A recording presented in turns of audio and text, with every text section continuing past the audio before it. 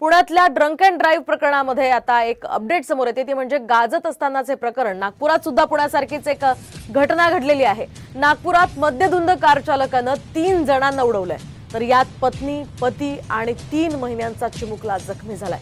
नागपूर शहरातल्या दाटीवाटीचा परिसर असलेल्या महाल परिसरातल्या झेंडा चौकाजवळ हा अपघात झालेला आहे। तर कार चालक आणि गाडीत बसलेले त्याचे इतर 2 सहकारी हे मद्यधुंद अवस्थेत होते। गाडीमध्ये दारूच्या बाटल्या सुद्धा सापडल्यात। दरम्यान या घटनेनंतर पोलिसांनी 3 जणांना अटक केली आहे।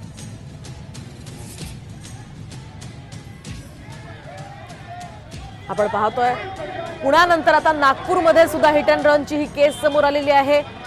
नागपुरात सुद्धा हा भीषण अपघात घडलेला आहे। नागपुरात एका मद्यधुंद कार चालकानं 3 जणांना उडवलेलं आहे।